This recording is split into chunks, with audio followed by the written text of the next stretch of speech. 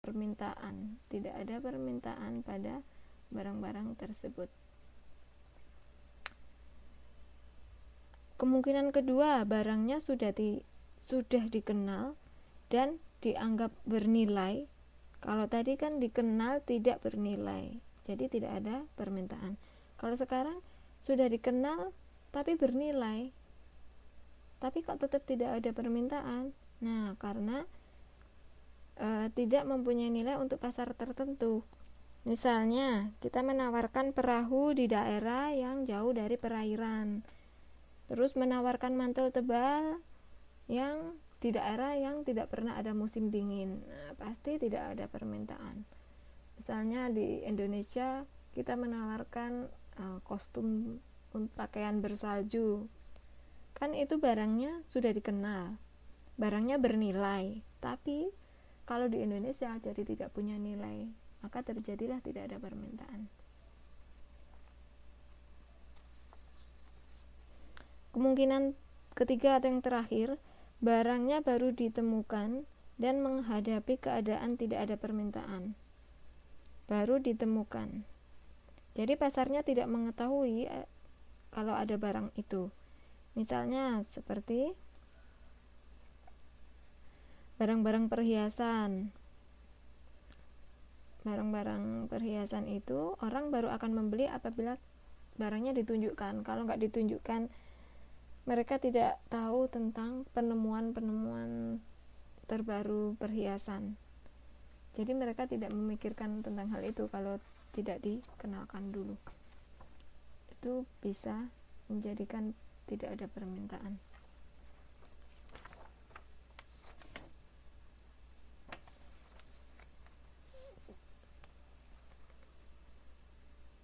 Nah, lalu bagaimana?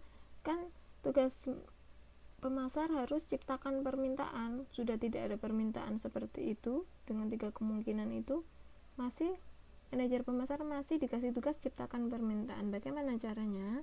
Nah, yang pertama seperti yang botol kosong tadi, barang-barang rongsokan itu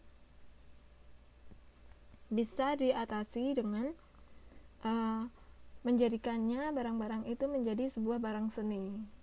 Jadi yang semula dikenal tapi tidak bernilai, dia jadi bernilai karena dirubah menjadi barang seni. Kalau yang kedua kan dikenal bernilai tapi di tempat tertentu tidak ada nilainya, seperti yang mantel tebal tadi. Bagaimana caranya? Jadi harus mencoba mengubah lingkungan sedemikian rupa agar barang tersebut bisa bernilai. Tadi contohnya ada mantel tebal dan perahu ya. Kalau menawarkan perahu di daerah yang jauh dari perairan, kita bisa merubah lingkungannya. Di sekitarnya dibuatlah danau rekreasi. Jadi perahunya bisa diterima masyarakat. Kalau yang mantel tebal biasanya dibuatlah wahana wisata salju buatan seperti itu. Jadi mantel tebalnya bisa diterima. Kalau yang terakhir yang tentang perhiasan tadi yang berharga dan belum diketahui masyarakat, itu solusinya ya menyebarkan informasi kepada masyarakat. Kalau permintaan tersembunyi itu seperti apa?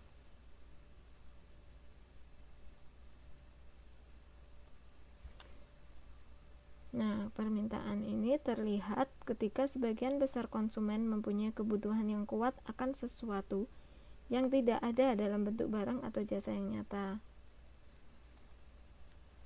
Jadi ini sebenarnya menciptakan kesempatan kepada manajer untuk mengembangkan produk yang dibutuhkan konsumen. Contohnya apa? Perokok itu kan sudah kecanduan rokok, tapi sebenarnya mereka juga tidak ingin kesehatannya memburuk, ingin rokok yang tidak mengandung nikotin dan tar yang bisa merusak kesehatan. Itu bisa jadi peluang buat pemasar. Itu permintaan tersembunyi sebetulnya.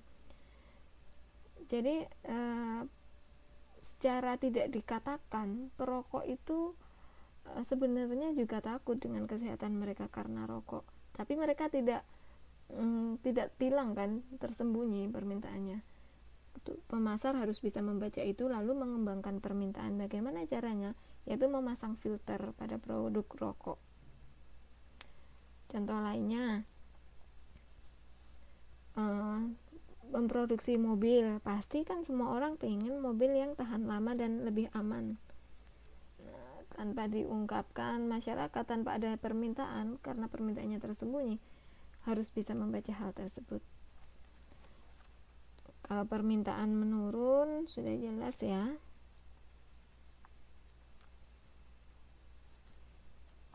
Jadi harus dilakukan remarketing, tingkatkan permintaan kalau sedang menurun. Bagaimana cara meningkatkan permintaan? Nah, permintaan itu bisa ditingkatkan dengan apabila masih terdapat kemungkinan untuk memperbarui produk atau jasa. Diperbaharui. Itu cara untuk meningkatkan permintaan yang menurun. Jadi manajer pemasaran itu harus berusaha mencari usulan baru dalam menawarkan produknya agar bisa naik kembali. Kalau permintaan tidak teratur, bagaimana permintaan yang tidak teratur itu?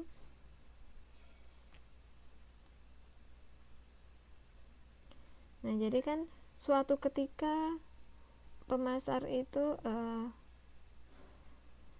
merasa puas. Suatu ketika itu pemasar kadang puas dengan tingkat permintaan rata-rata, tetapi suatu ketika lagi mereka juga merasa tidak puas dengan tingkat permintaan. Jadi maksudnya ini kan kadangkala ada masa-masa penuh, ada masa-masa sepi. Jadi tidak teratur. Kadang rame, kadang tidak rame, itu namanya permintaan tidak teratur. Jadi pola permintaan dipengaruhi oleh fluktuasi musim, itu contohnya ya. Sebagai contoh hotel. Nah, di daerah wisata, hotel itu akan penuh pada musim liburan. Kalau tidak musim liburan ya tidak penuh. Itulah kenapa terjadi permintaan tidak teratur. Lalu tugas manajer pemasaran adalah selaraskan permintaan atau sinkromarketing. Bagaimana caranya? Jadi manajer pemasaran bisa mengubah pola permintaan itu dengan bermain harga. Oke. Sinkromarketing bisa dilakukan dengan bermain harga. Jadi di masa-masa sepi, di masa-masa tidak liburan itu harga hotelnya dimurahkan. Jadi permintaannya nanti bisa banyak lagi. Orang lebih memilih, tidak apa-apa menginap di tempat yang agak jauh sedikit tapi murah di daerah wisata karena tidak dalam masa liburan, jadi harganya dimurahkan. Baru kalau harganya kalau liburan itu harganya dinaikkan tinggi, jadi bisa tambal sulam gitu. Harga yang tinggi pada waktu liburan itu bisa menutup kondisi sepi pada waktu liburan, atau yang kondisi waktu harga dimurahkan itu bisa ditutup dengan harga yang ditinggikan pada waktu liburan. Yang permintaan penuh tadi ya.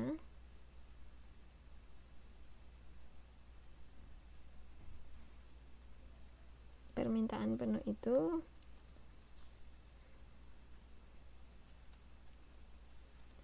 bisa terjadi kenapa? Karena perubahan kebutuhan dan selera pasar, lalu persaingan yang aktif.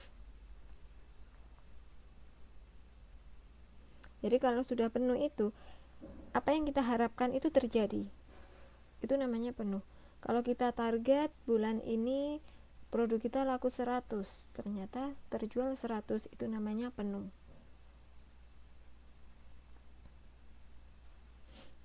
Nah, biasanya pesaing itu muncul kalau produk itu mengalami permintaan penuh. Jadi pesaing itu kan terus membaca juga situasi lingkungan kita, juga dibaca oleh pesaing kita. Ketika pesaing membaca, oh permintaan terhadap barang ini penuh, maka dia muncul karena tahu itu adalah peluang. Jadi tugas pemasar itu harus mempertahankan permintaan agar tetap penuh, atau maintenance marketing.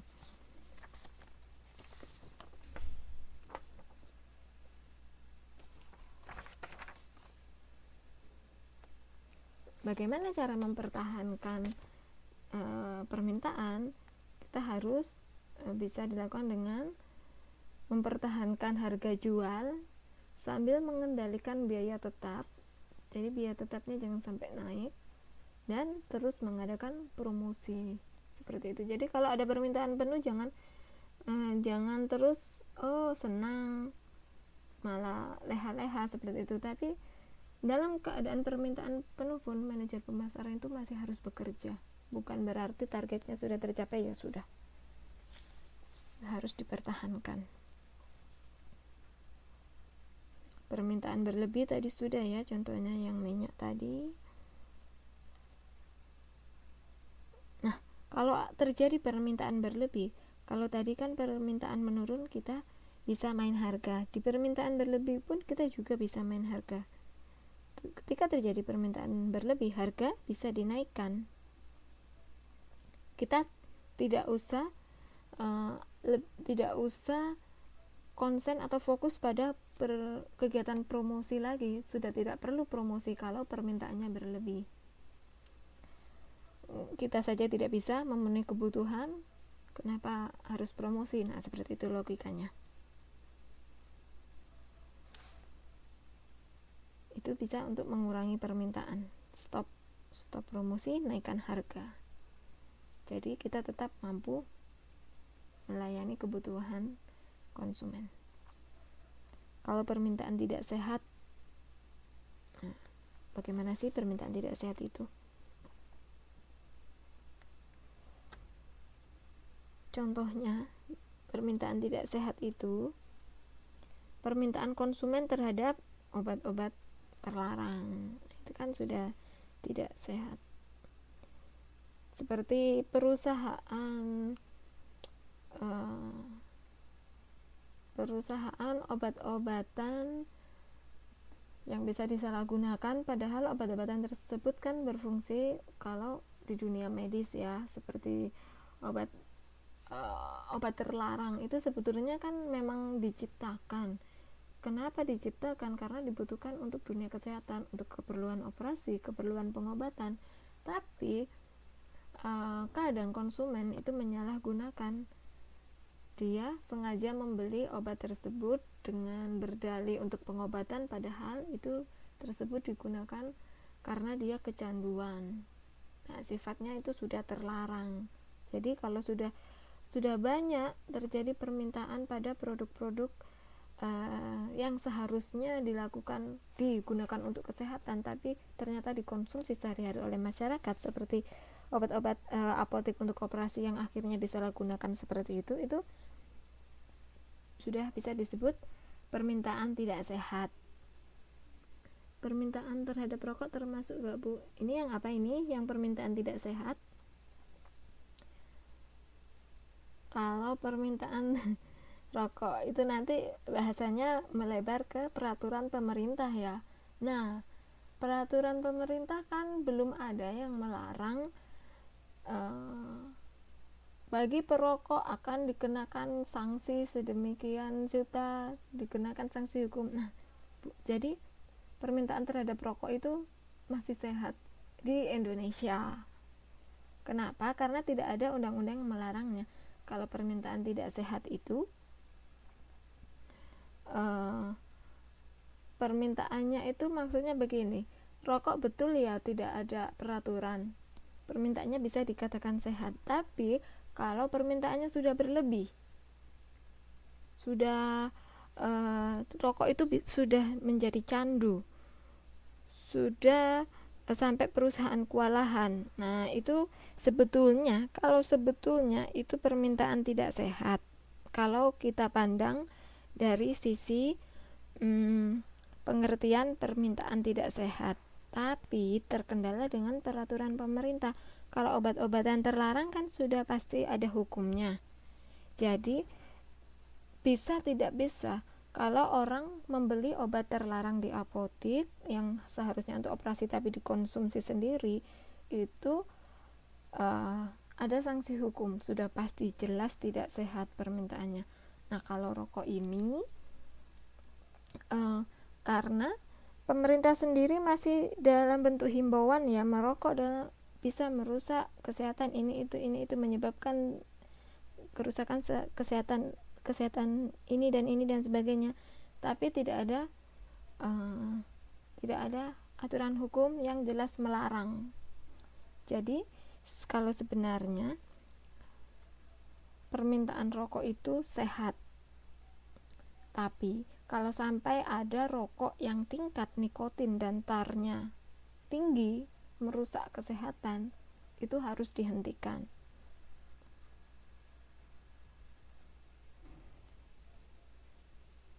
Iya, seperti itu. Jadi bisa dipahami ya, maksudnya kalau rokok itu sebetulnya permintaannya sehat, tapi kalau perusahaan sengaja memberi kandungan yang berlebih agar masyarakatnya terkena candu mengkonsumsi terus-menerus sehingga perusahaan menjadi untung, itu sudah dikatakan permintaan tidak sehat. Ya, kita ini memang terkendala ya dengan peraturan pemerintah. Oke, ada lagi pertanyaan? Ada yang masih kurang jelas? Karena slide selanjutnya ini sudah pokok bahasan lain lagi.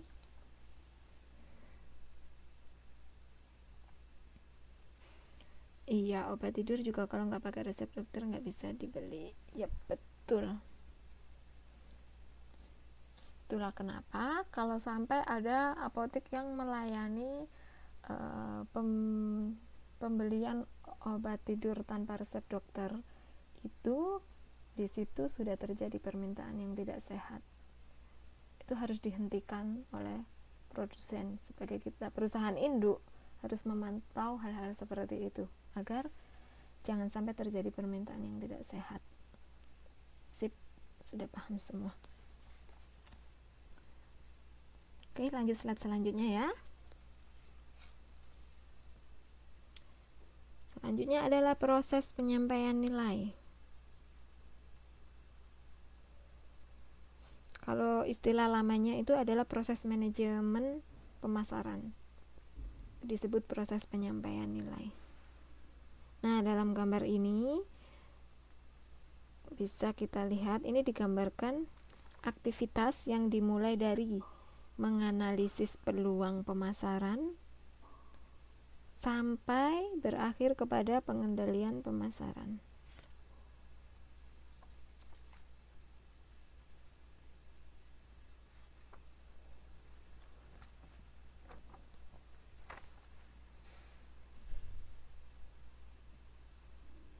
Yang pertama, menganalisis peluang pemasaran untuk mengidentifikasi kebutuhan pelanggan. Peluangnya itu bisa dari lingkungan eksternal, bisa dari pelanggan. Jadi, sebuah proses manajemen pemasaran atau proses penyampaian nilai itu dimulainya dari menganalisis peluang. Lihat dulu peluang yang ada di lapangan itu seperti apa. Hal ini penting sekali. Kenapa penting? Dan ini harus dilakukan sebelum perusahaan menentukan tujuannya. Jadi perusahaan sebelum dibentuk, sebelum menentukan produk apa yang dibuat, itu menganalisis dulu, tidak serta-merta pengennya punya usaha ini, ya udah buka ini. Nah, itu nanti jalannya bisa salah kaprah kalau tidak tepat membuka sebuah usaha di suatu tempat yang tepat. Itu kenapa harus menganalisis peluangnya yang ada di sekitar situ dulu ya.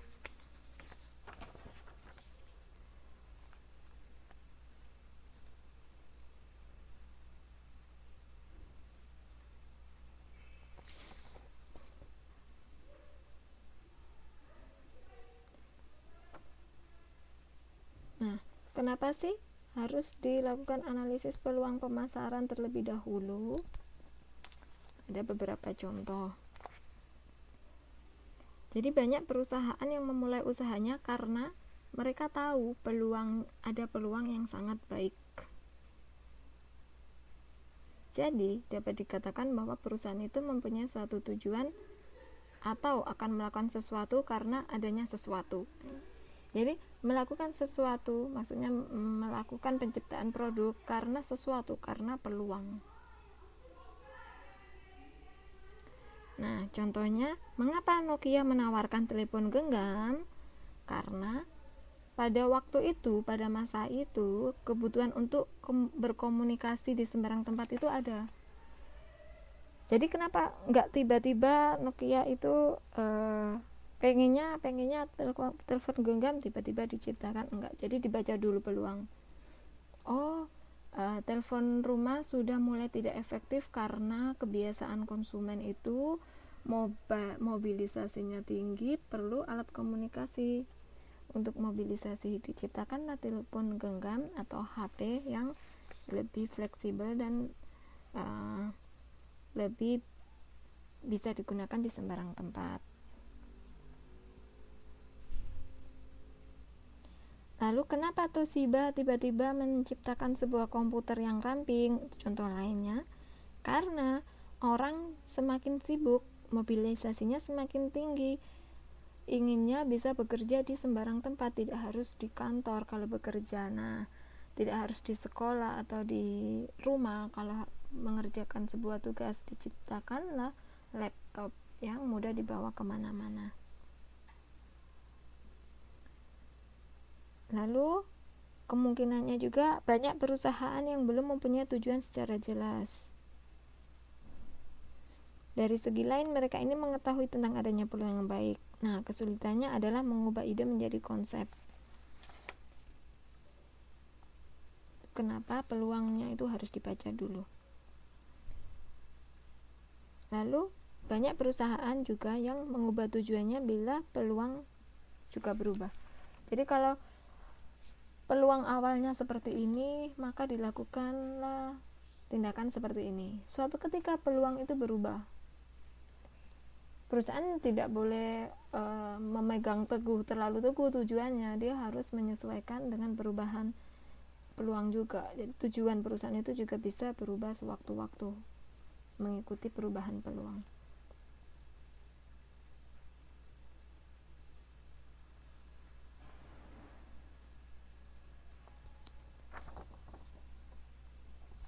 Oke.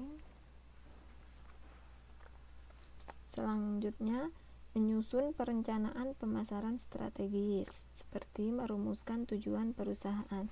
Kalau sudah menganalisis tadi, selanjutnya merumuskan tujuan pemasaran, mengidentifikasi kendala yang menghambat pencapaian tujuan. Nanti kendalanya kira-kira apa saja itu diidentifikasi, lalu mengembangkan strategi pemasaran dan menetapkan program pemasaran.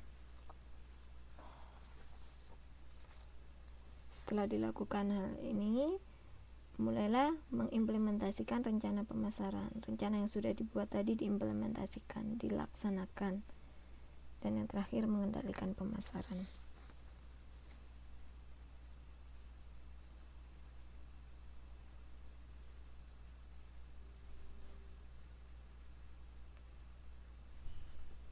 Ini penjelasan rincinya. Teman-teman harus membaca modul ya.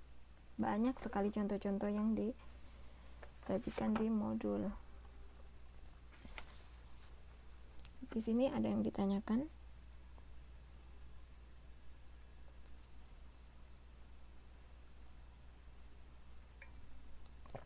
Silakan kalau ada yang bertanya atau kurang jelas.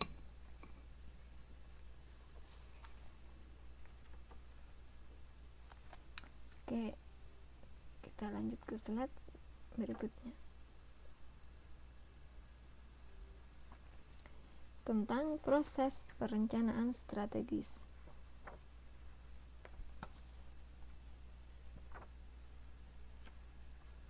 Bisa dilihat ya di gambar. Proses melakukan sebuah perencanaan yang strategis itu diawali, intinya agak sama ya dengan tadi. Diawali dengan menganalisis situasi dulu. Peluangnya apa? Lalu ditetapkan tujuan organisasinya inginnya seperti apa. Setelah tujuan sudah dapat, dipilihlah strategi dan taktik untuk mencapai tujuan yang sudah ditetapkan tadi. Ketika sudah memilih strategi dan taktik, diimplementasikan, terakhir baru mengevaluasi hasil. Proses evaluasi itu terdengar sepele tapi perlu dilakukan, karena dengan evaluasi kita bisa mengetahui kelemahan dan kelebihan yang selama ini kita lakukan itu apa saja.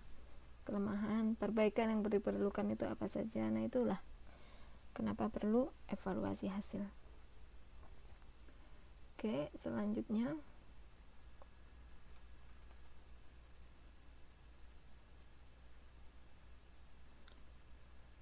slide selanjutnya adalah tentang tujuan perusahaan. Tujuan perusahaan itu ada tujuan umum dan khusus. Kalau tujuan umum, apa sih tujuan umum perusahaan? Sudah jelas untuk mencari laba. Ini sudah kita bahas di pertemuan pertama ya.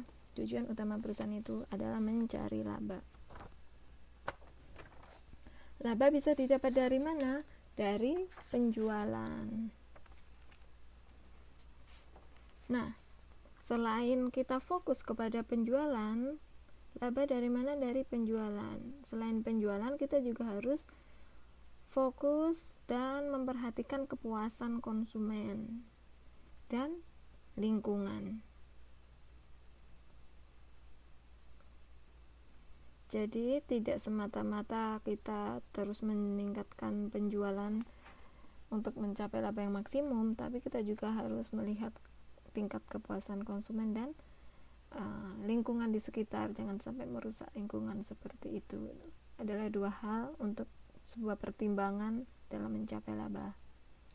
Selanjutnya, tujuan khusus perusahaan. Di sini ada 3 tujuan khususnya, yaitu meningkatkan kualitas produk. Jelas ya, kualitas produk harus tetap dilakukan agar tidak kalah dengan pesaing. Lalu memperluas pasar agar usahanya terus berkembang, jadi pasarnya harus terus diperluas. Jangan puas dengan pasar yang itu-itu saja. Lalu selanjutnya mendapatkan laba dalam jangka pendek dan sebagainya. Oke, ini sudah jelas. Ada yang ditanyakan di bahasan ini?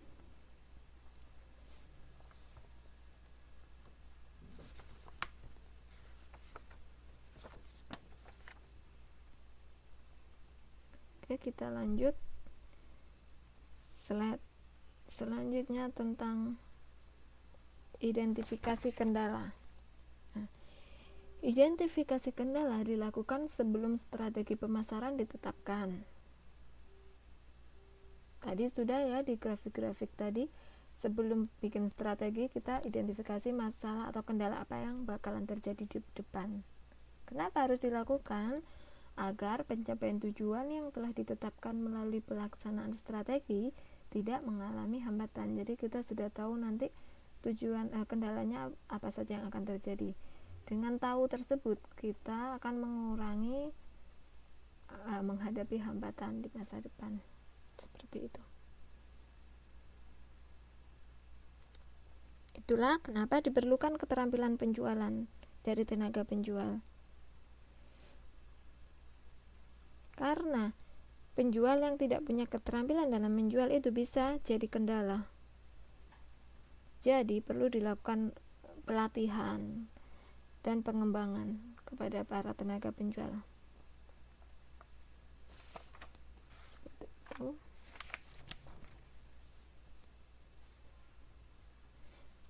Lalu pengembangan strategi pemasaran. Nah, meskipun beberapa perusahaan itu biasanya punya tujuan yang sama ya, tapi strateginya yang ditempuh pasti berbeda-beda antar perusahaan. Nah, pada pokoknya strategi itu kan dibuatnya berdasarkan tujuan yang telah ditetapkan. Dalam pemasaran, strategi yang ditempuh oleh perusahaan itu terdiri dari 3 tahap strategi yang ditempuh. Jadi dimulai dengan memilih konsumen atau pelanggan sasaran, lalu mengidentifikasi kebutuhan dan keinginan mereka itu apa saja, dan menentukan bauran pemasaran. Bauran pemasaran masih ingat kemarin 4P, price, place, apalagi